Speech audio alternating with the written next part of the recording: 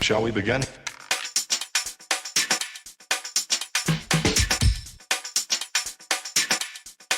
Let's begin now.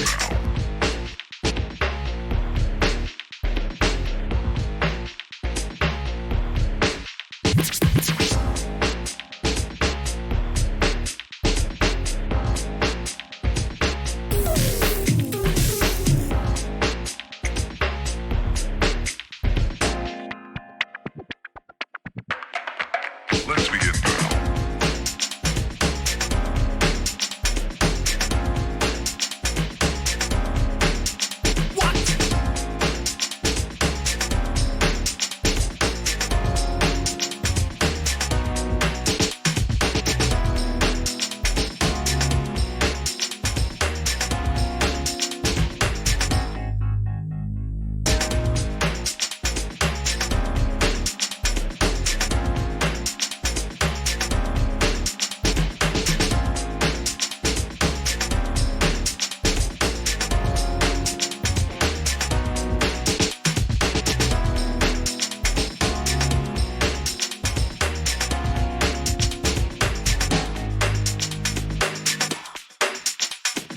This is not a drill.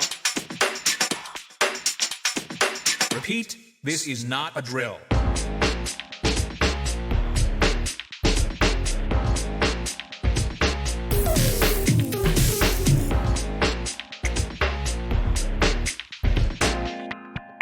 Is that all you got? Let's begin now.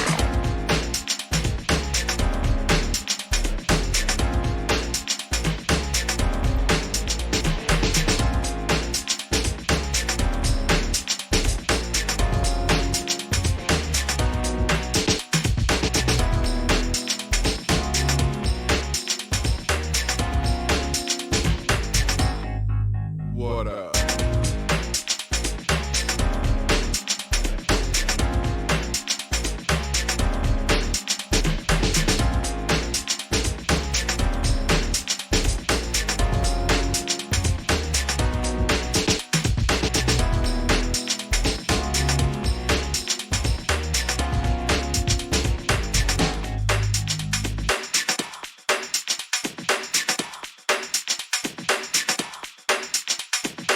Oh, for sure.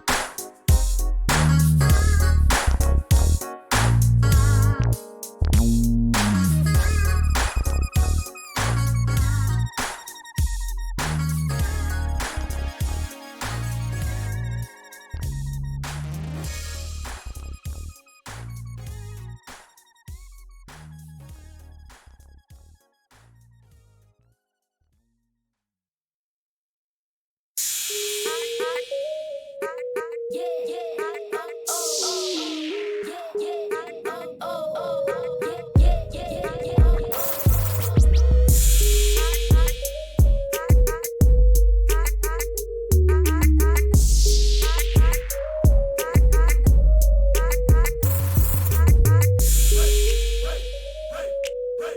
you go. Some dancing for you.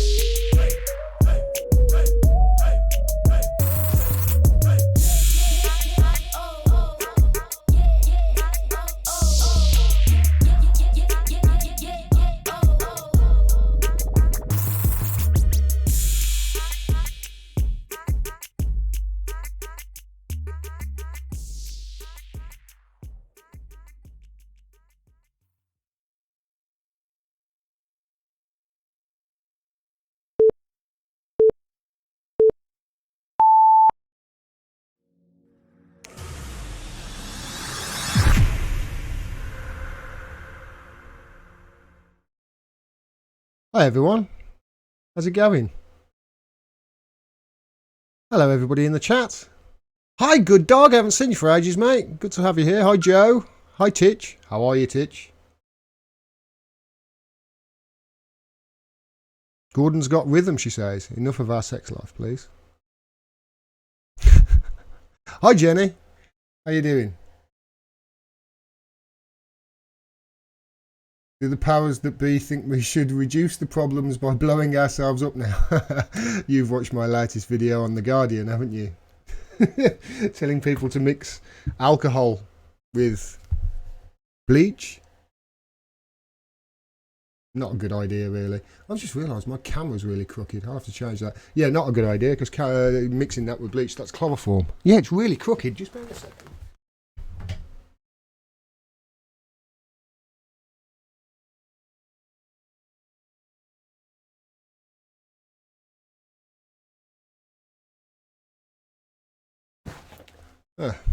A little better, I suppose. Hi, everyone. Now self-isolating fully, says Dr. Rapper Band. Yes, my dancing is a joy to behold, as you've no doubt seen the last few nights. I've really enjoyed the last 3 nights, by the way, going live. I'm getting back into the swing of things after some personal problems with the family. And yeah, it's good to be back. It's good to be going live. 3rd night on the trot. I'm loving it. Right. Couple of things. I suppose I've got to give you all an update because the coronavirus is taking hold. I heard that there was 100,000 cases in Ohio because obviously people don't know that they've got it. People think that it's, you know, just like the flu. People think that there was somebody guy today who said that we needed 60% of the nation of the UK to contract coronavirus to be able to guard against it via a herd mentality. And people have immediately gone, well, that's 60% of the nation, and 60% of the nation, if that many people get it, then, you know, 100,000 people are going to die, etc.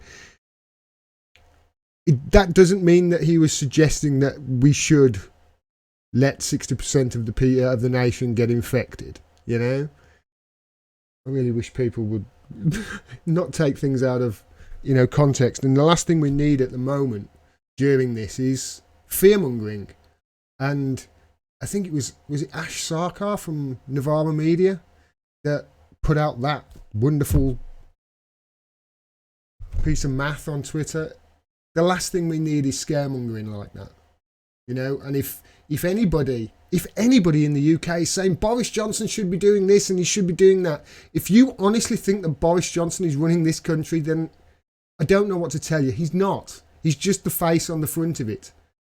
Experts are running this country. They're not Boris Johnson. They wouldn't put him. He's got a plastic steering wheel in front of him. That's what he's got. Trump has called a national emergency about an hour or two ago. He's bringing the National Guard to 50 states. All the borders have been closed, I think, in this country, and all the football's been called off, etc. They're talking about they're going to delay the elections for another year, of which somebody said, oh my God, even the coronavirus is affecting the structure of our democracy. It's like, we haven't got a democracy, mate. Shuffling shit around in May isn't going to change that, you know? Shuffling a few people around in May through local elections, that's not going to change a goddamn thing. We haven't got a functioning democracy. It hasn't got in the way of a functioning democracy.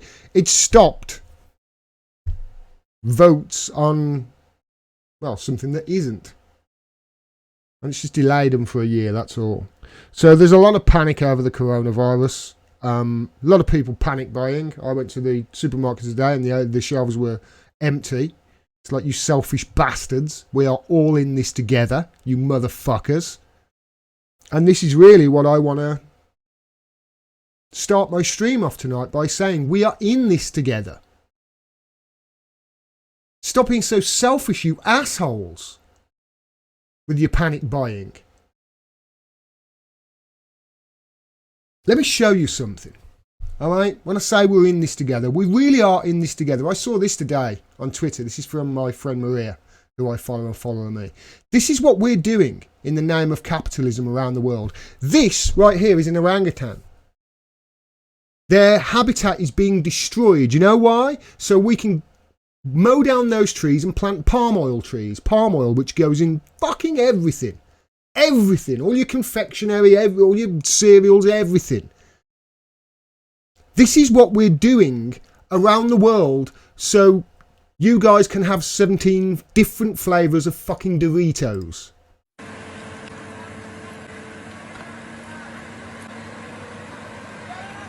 Look at that poor bastard. Look at him fighting, actually fighting a massive JCB digger. Because his home is being destroyed. We are wiping these things off the fucking place of off the face of the planet. And then, you know, A warning that we're going to get a bit of the sniffles, and all of a sudden we fucking panic and go and buy even more shit that's causing this destruction. Look at the poor thing. When you read the bottom in a second, the rescue group says it was unable to bring him to safety.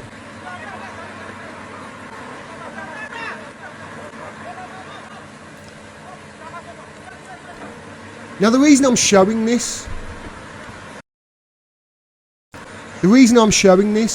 obviously it's unrelated to the coronavirus, but this selfishness of us has to fucking stop. We all have to change our behaviour for that animal and his family to survive. We all do. All of us. We can't carry on fucking consuming the way we are, like cattle, so the government can have their shitloads of billions of pounds so they can keep it offshore, and the MPs and the rich motherfuckers can all have it in their banks offshore and on their private islands, etc. Because that's what we do. They're treating you like fucking cattle. And what do? When the nation faces a crisis, what do the people do? I know. Let's all go out and spend. Let's spend more. Let's consume more. Are you fucking out of your minds?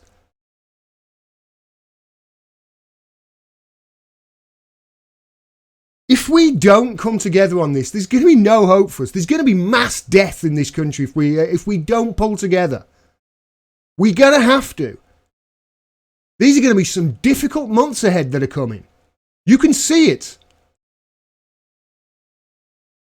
Oh God, only 600 people have tested positive. That you know of. That you know of.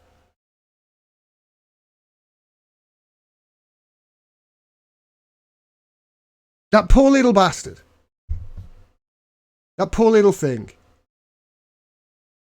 We've wiped them off the face of the planet almost. So our children can have a choice of what cereal to eat in the morning. And when we face a crisis, what do we don't all come together. They do. Those animals, they all come together. They try and help each other. We fucking don't. Off to the supermarket. Yeah, let's fucking buy shitloads. I heard a story. Somebody bought £70,000 worth of hand sanitizer from Amazon and then was selling it for 4 times the price on eBay. Don't you understand? This is the fucking problem with us. Right. I promise you I'm in a really good mood tonight. I promise you I am. And if you've watched the streams the last 2 nights, you will know why. I'll catch you up on it in a minute. Little bit of I mentioned Trump there. Over in America, we'll stick on America for a second because they've got the Democratic primaries. I want you to take a look at this statistic. Now remember, we have exit polls over in this country. And when we get the exit poll on an election, we pretty much know at that point we know, okay, that's the way it's going to be, plus or minus a couple of percent. It always is. The exit polls are always right. And according to the United Nations, any more than 4% out either way, you're looking at a fraudulent election. Well, here's the Democratic primary. According to the United Nations, exit poll discrepancies exceed 4%. And if they do, they signify election fraud. Look at this. Bernie in California, -11, Biden +15. Texas, Bernie minus 11.8, Biden +1. Massachusetts, Bernie -12.4, Biden +16. South Carolina, Bernie -6, Biden +8. Bernie -11, Biden +26. Remember, these are not just your polls before the election. These are the exit polls. These are polling people after they come out of the voting booth. Who did you vote for? They're more likely to tell you the truth that way. That's why they're so accurate. For it to be that far out, you're looking at shenanigans. I am absolutely positive that the DNC primary is being rigged worse than in 2016. I'm positive of it. Right. If you've seen my videos if you've seen my live streams for the last 2 days, you'll know what I'm coming on to. What I'm about to tell you is the best news so far in 2020. It is as far as I'm concerned anyway. Where's my cursor gone? There it is. Because last night my time, this is from WikiLeaks, a federal judge ordered the release of Chelsea Manning. Quote, "The court finds Miss Manning's appearance before the grand jury is no longer needed, in light of which her detention no longer serves any coercive purpose." It says coercive there because that's what the grand jury was. The grand jury was convened and they wanted Chelsea Manning to testify against Julian Assange, and she said, "No, I've already testified in my own trial. There's nothing I'm going to say in this trial that's any different. You have my statement. I am not going to testify against him." Now, the reason they do this, and remember, it's good 6-7 years since Chelsea Manning's trial was, because they'll catch you out on a date or something like that. They'll catch you out on a date or a fact, so you might remember something different 5 years later than you did at the time. And then you're looking at contempt of court. Then you're looking at perjury, and she could be in real trouble. And obviously they want her to catch her out in something so they can go after Assange. And she said, "No, I'm not going to do it. I'm not going to testify against my publisher." So the grand jury threw her in prison and said, "You will testify, otherwise we'll put you in there for a long, long time." And they did. It was almost a year I think it was a year to the day, or almost a year to the day she was in there. I want to read this from Natasha Leonard from The Intercept, which is great. The Intercept isn't my favourite anymore, but this is a really good article. A district court judge in Virginia ordered that Chelsea Manning be released from jail, where she has been held since last May for refusing to testify before a grand jury. The ruling itself is striking in what it fails to recognise. Quote, "The court finds Miss Manning's appearance before the grand jury is no longer needed, in light of which her detention no longer serves any coercive purpose." The judge noted, "The fact that coercive purpose of Manning's detention had long been shown to be absent, Manning has proven herself incoercible beyond any doubt, was not mentioned, nor was the fact that on Wednesday Manning attempted suicide. It was the most absolute evidence that she could not be coerced. She would sooner die." Yeah. She would sooner kill herself than violate her principles and testify. So the judge finally, after a year, released her. I'll continue with this article. While Manning's release is vastly long overdue and most welcome, the framing and timing of the decision are galling. On Friday, Manning was scheduled to appear at a court hearing on a motion to end her continued imprisonment, predicated on her unshakable resistance proving coercion to be impossible and her incarceration therefore illegal. She endured months of extreme suffering, driving her to near death, but never wavered on her principled refusal to speak. Told you, it's a good article, this is. The day before this hearing and the day after she made an attempt on her own life, the judge ruled that Manning is no longer needed by the grand jury. The court did not recognise that she is incoercible, nor that her detainment had become punitive. Indeed, a profoundly punitive element of her treatment will remain. Even after her release, the judge denied a motion to vacate the exorbitant fines Manning faces. She owes the state $256,000, which she is expected to pay, even though her fines were only accrued on one condition: that they coerce her to speak. Again and again, Manning and her legal team showed that her imprisonment was nothing but punitive and thus unjustifiable under legal statutes governing federal grand juries. Yet for nearly a year, Manning has been caged and fined $1,000 a day ever since she was subpoenaed to testify before the grand jury, which is investigating WikiLeaks. Manning has also insisted that there was never any justifiable purpose to asking her to testify. Hear, hear. As her support committee noted in a statement last May, Chelsea gave voluminous testimony during her court-martial. She has stood by the truth of her prior statements, and there is no legitimate purpose to having her rehash them before a hostile grand jury. For the court to admit, after nearly a year of torturous treatment, that further testimony from her is unnecessary adds insult to a very real injury. The government's treatment of Manning has been putrid. Good word. And continues to be, especially as she remains under the yoke of a state-enforced financial ruin. For unwavering resistance to government oppression in the name of social justice struggle and press freedom, Manning is owed our deepest admiration and all the support we can muster. You are not kidding, Natasha. You are not kidding. And here's where to support her. Here's her GoFundMe. I'll leave the link. In fact, I'll just copy this link and paste it into the chat. So if anybody does want to go and donate, they can do now. This is obviously to cover her legal fees, it says here. You can see there, she's already raised, this is brilliant, 92,000. It's fantastic.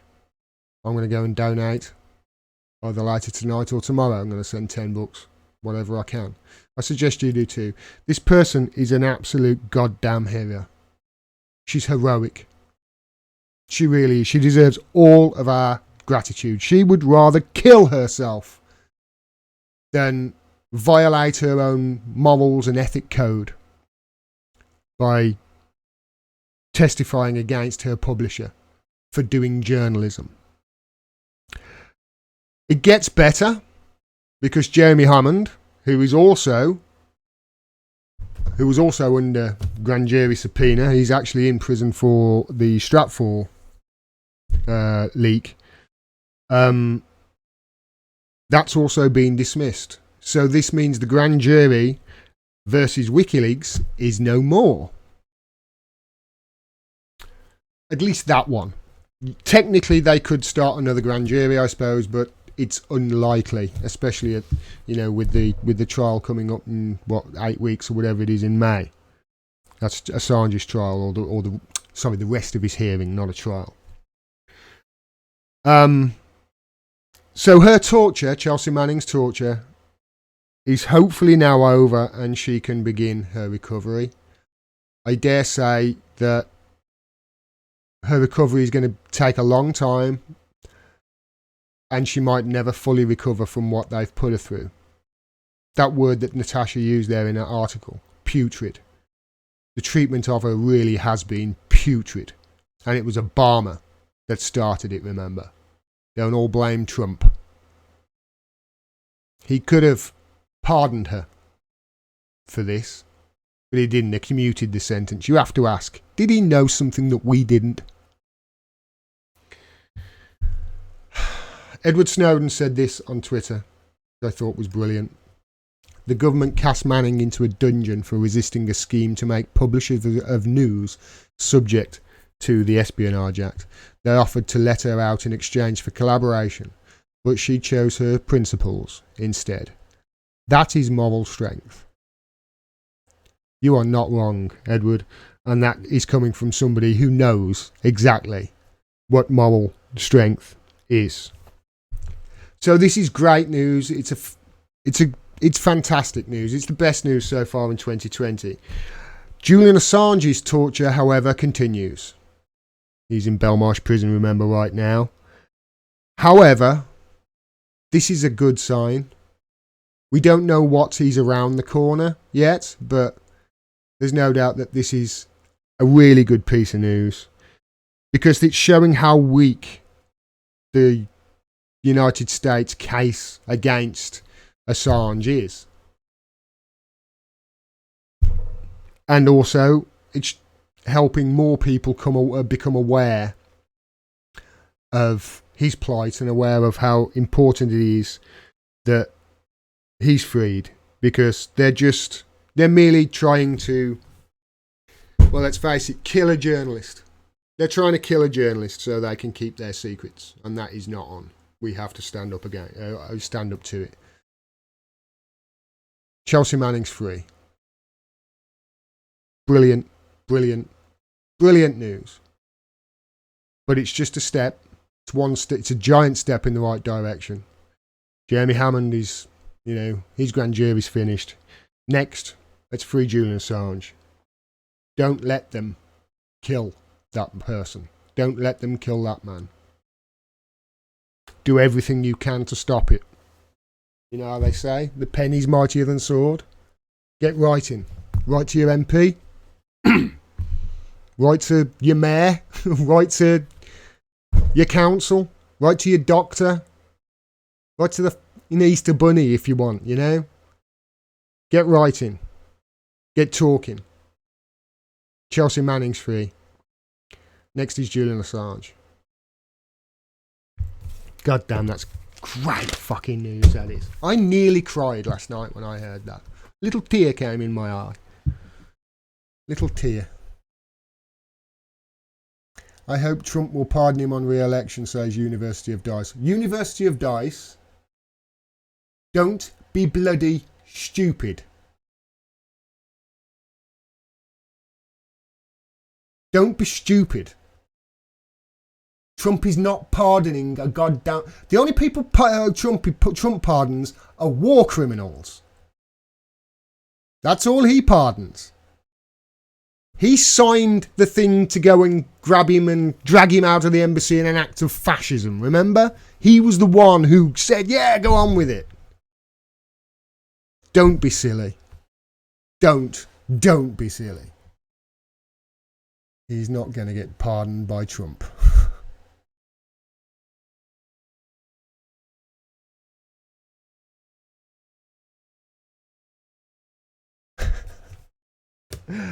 I don't know whether you've noticed, everybody, but yeah, let's start that again. I wasn't ready. Hi everyone, if you've watched this channel for the last year, I have been saying that a financial crash is around the corner.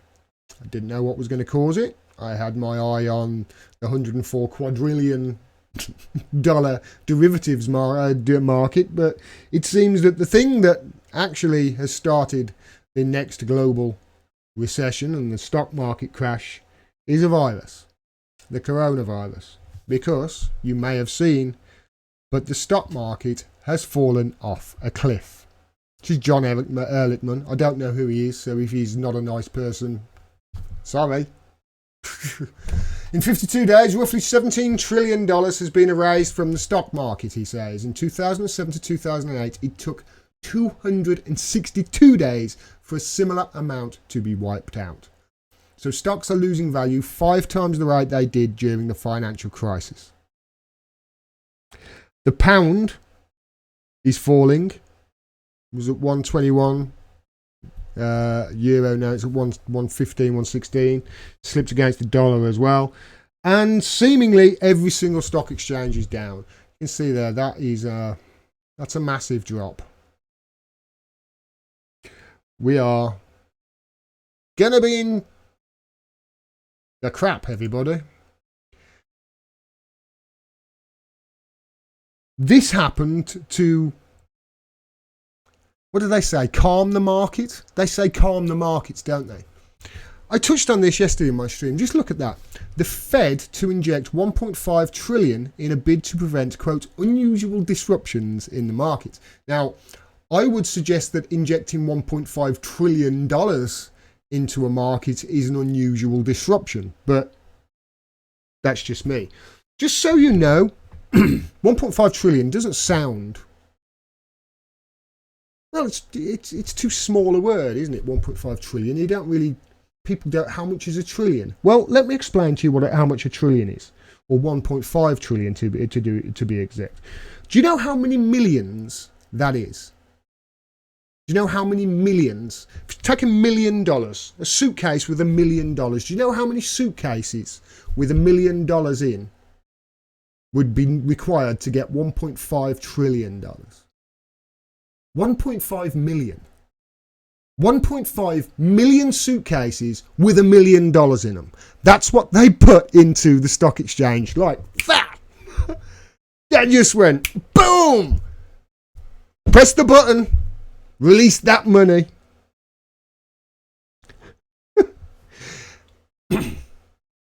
It's the equivalent. I mean, they're hoping that it's going to end up in the right hands. Of course, they've just stuck that in there and hoping that, hey, you know, it'll end up in the right hands. The right hands, of course, being the people who will spend it in the economy. The people who will spend it in the economy are people. You could have given every man, woman, and child in America around $4,500 for that.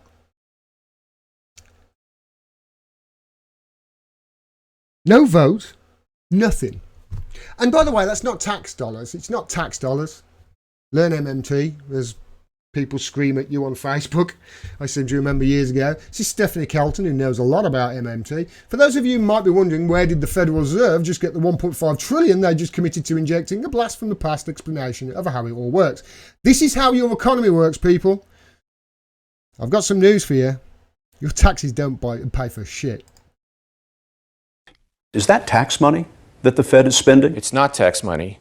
We simply use the computer to mark up the size of the account.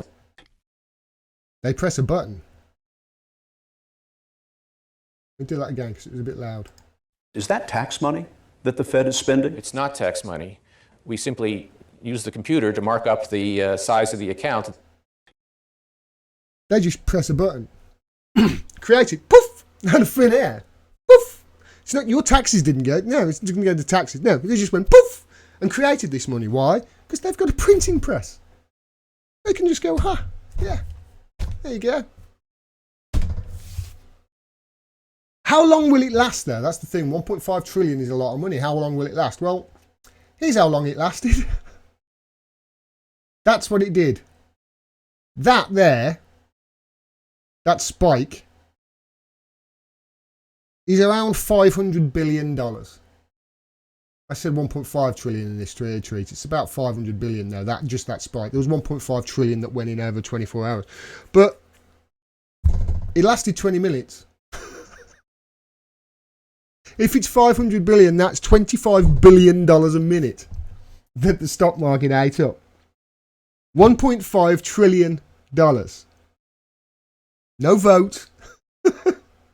No, no session of Congress, no session of the Senate, no debate.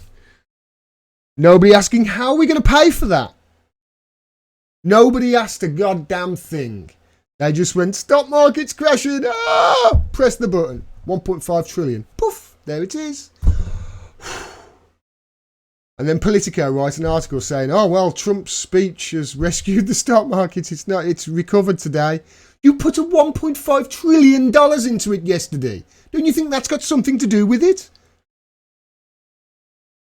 Just so you know.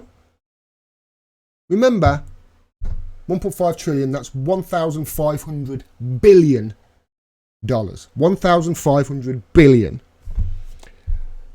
20 billion could end homelessness in the United States. 47 billion would give you free college for a year. How much for free broadband? Well, if free broadband is less than 33 billion, and I'm assuming it is, you could have given the people of the United States free college, free internet, and all the homelessness, you could have got them off the streets and still had $1.4 trillion left over. That's how much they put in the stock exchange. How are you going to pay for that? No, nobody asked. And by the way, you can see there, I didn't say money. I said debt. Because that's what it is. It's debt. We will have to pay it back. I say we, I mean, not us. You and I will be long gone past this earth. Now that 1.5 trillion, that will probably, they'll still be paying that off in the 25th century. If we stick on the course we're going. That's how ridiculous all of this is. Of course, this is going to be a bad time though. This is a recession. This is going to be a global recession. Jobs are going to be lost. businesses are going to go under, livelihoods are going to suffer. The poor and the middle class are going to suffer the worst, of course. What we can't let them do is keep bailing the bankers out, that's for sure. We've got to keep the pressure on. But this is going to be a tough time for us all, especially the lower and middle class. They're going to hit the hardest. So I'll say this to you. Brace yourselves, you know? Brace yourselves, because winter is coming. It's going to be a difficult few months, maybe even a difficult year for most of us. Because when I say winter is coming, when I say winter, what I mean is an epic global recession of the likes that you and I have never seen before. Just showing you the graph. You know, that is falling off a goddamn cliff. I haven't brought it back up now. But that graph is falling off a cliff. And if 1.5 trillion only stabilised it, I can't imagine it's going to stay stable for much longer. Especially as it looks like this coronavirus is not going away anytime soon. If you're in America though, I would, have a word with my congressperson and just say, oi, 1.5 trillion. Are you going to pay for that?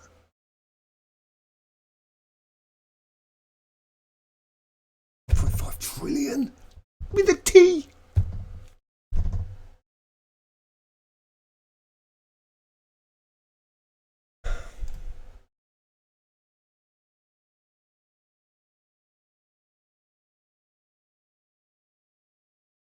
But the solution could be worse, Gordon, says King Brian Music. Virtual money, for example, would be a tremendous injury to people's freedom. Why?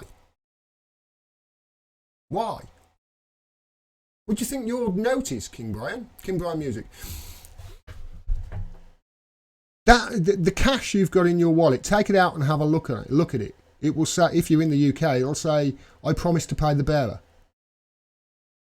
the sum of £10 or goods worth that much. That money that you have in your hand, it's debt. What you are holding is debt. It's a fucking IOU.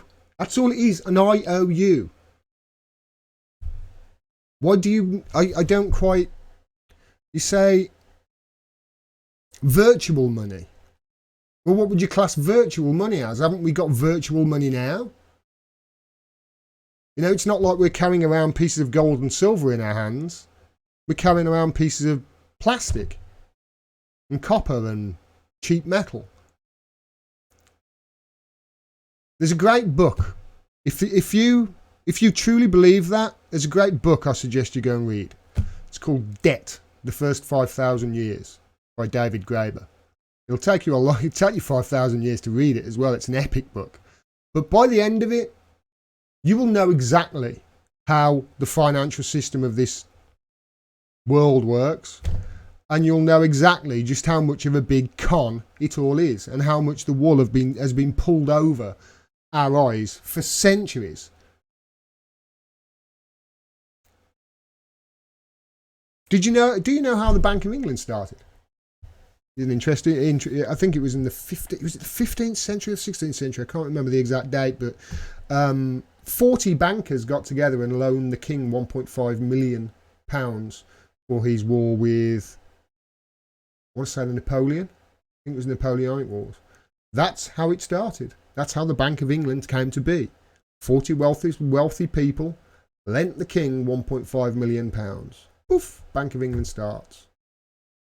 And ever since then, those 40 people and their ancestors and the people who worked there have been getting richer and richer and richer and finding new ways to get all the money flooding to the top. It never ends. This system of barter, which is essentially, if you look at any economic book, they say, well, we need money because it's a barter thing. It's the barter system. You know, if you make shoes and you need candles, but the person who makes candles doesn't need shoes, how are you going to get his candles? Well, you need to exchange your shoes for something that he wants. He might want toothbrushes. So then you have to send, you see what I mean, to get the toothbrushes. And money, they say money is the barter system that, oh, well, okay, that helps the transaction. That's That's what they say. Any economics book starts that way. But go and read David Graeber, because it doesn't have to be that way. It really doesn't. There are better ways of doing it. We have the technology to do it. But the only reason it doesn't get done is because the people making all the fucking money are the ones who are making all the decisions. That's what it comes down to. Debt, The First 5,000 Years by David Graeber. Go read it. Brilliant. The guy's fantastic. Okay.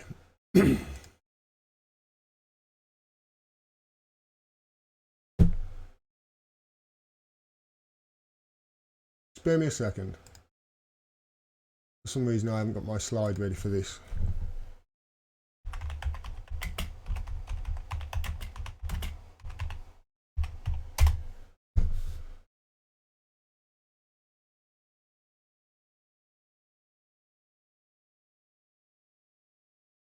No, I'm not clicking on that. It's the fucking sun.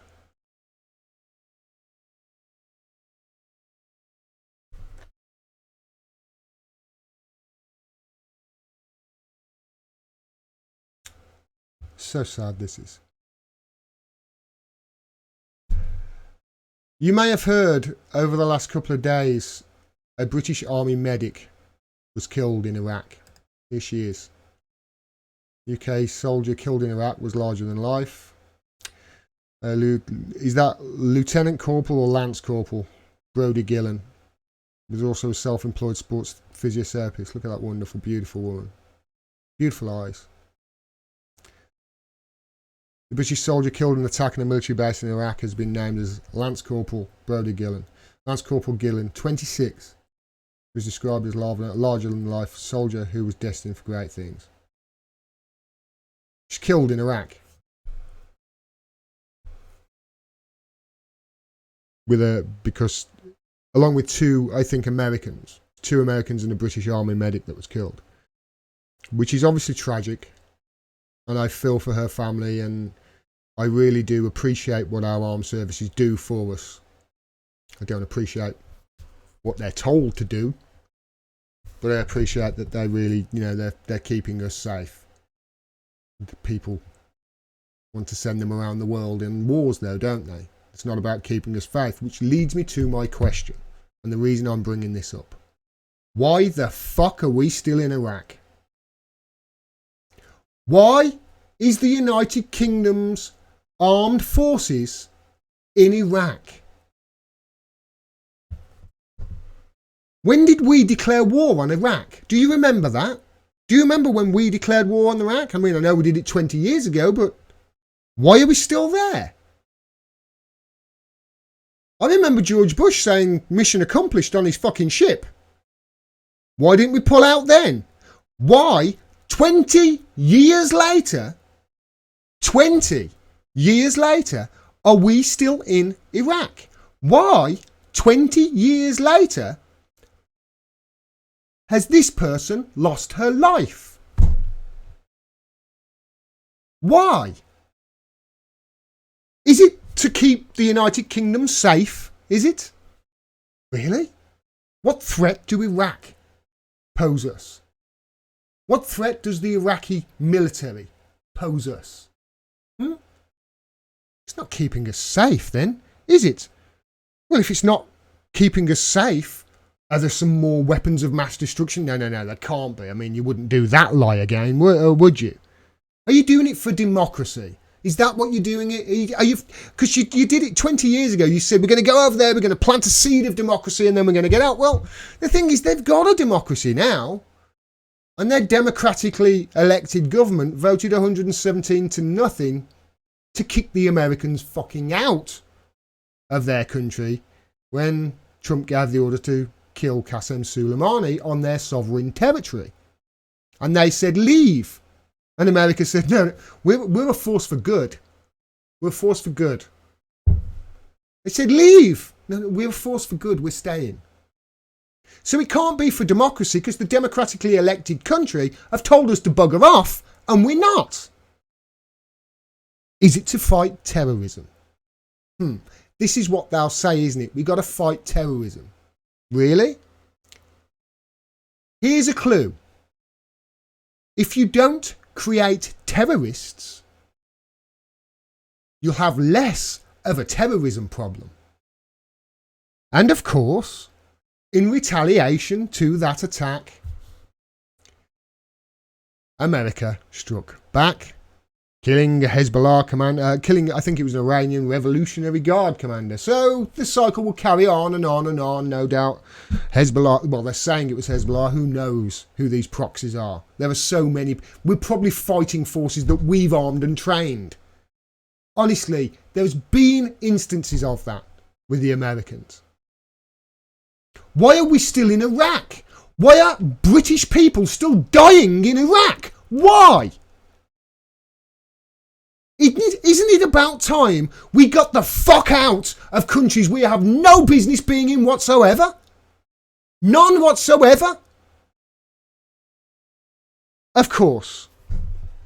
It's for none of those reasons, though. We're not in Iraq because Iraq is a threat to our sovereign nation. We're not in Iraq, clearly, for democracy because they're a democratic country and they told us to fuck off, and we're not fucking off.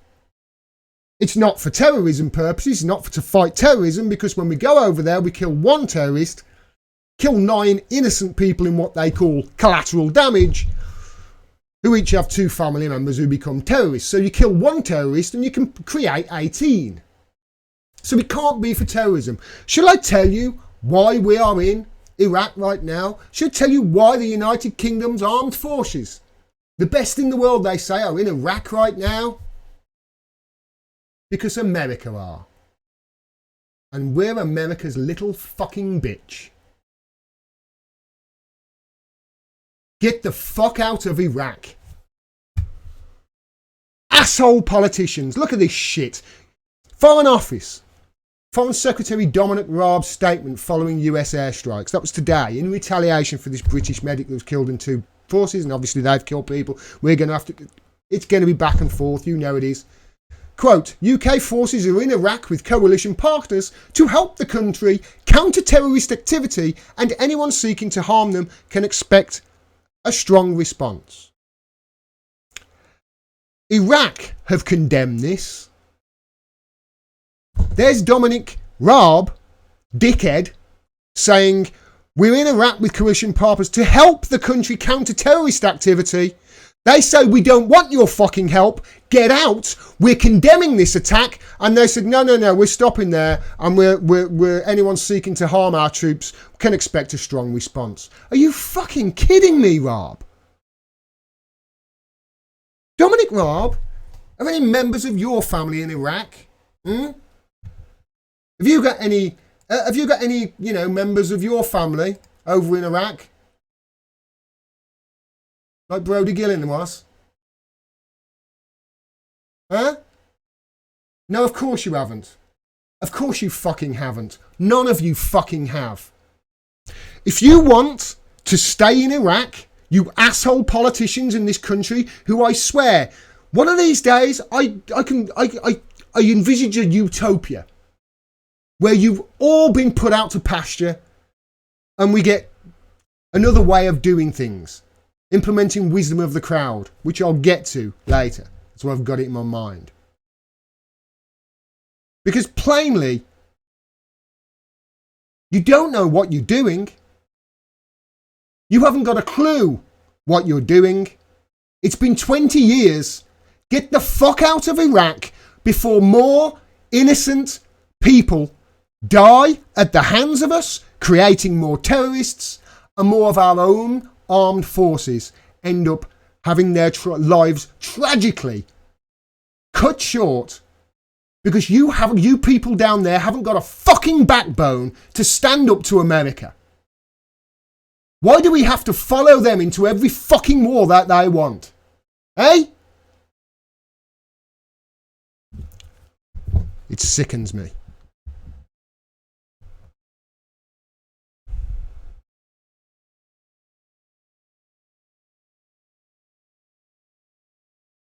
If you want to stop terrorists, stop creating them. I'm sure I heard that somewhere. Really smart man said it. I think it was Chomsky. He was right. Get the fuck out of Iraq before more of our armed forces, like Brody, have their lives cut tragically short because you politicians down there haven't got a fucking backbone and you won't stand up to the United States of fucking America and their warmongering psychopathic foreign policy. Get out!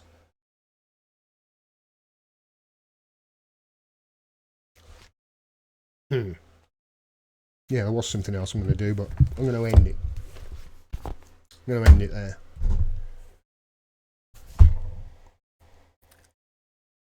Who remembers when the USA was not in a war? Not me, David.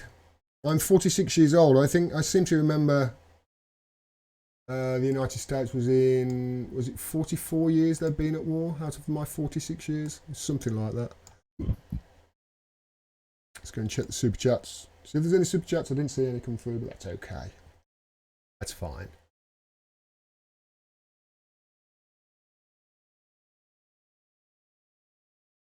Wow. People seem to like my video on the on the Guardian. Yeah, that's it. Now come through. Right, everybody, that's it for me tonight. Thank you very much for all your support, everybody. Got an interview to do tomorrow, so I probably won't be live until I think Sunday or Monday I'll be back live. Although I might have a break on Sunday because I'll have done 5 days on the trot or something like that. Yeah, I'll come back on Sunday, and I want to do a video on Wisdom of the Crowd because I saw a brilliant video months ago about it, and for some reason it slipped my mind to do it. I want to do it now. It's incredible, Wisdom of the Crowd is. It's incredible. We need to implement it somehow. Thanks very much, everybody. Take care. See you, Barbara. See you, Karen. See you, Joe. See you, University of Dice. Good video. Thank you, man. Thank you, Lawrence. Keep hammering them Swiss, mate. Thanks, Karen. Thanks, Jefferson. Appreciate you all. Love you all. Take care. Don't catch the coronavirus. And tell everybody to go out. If you're in America, tell your representatives stop being a warmongering bastard, because they all are. Take care, everybody. Love you all.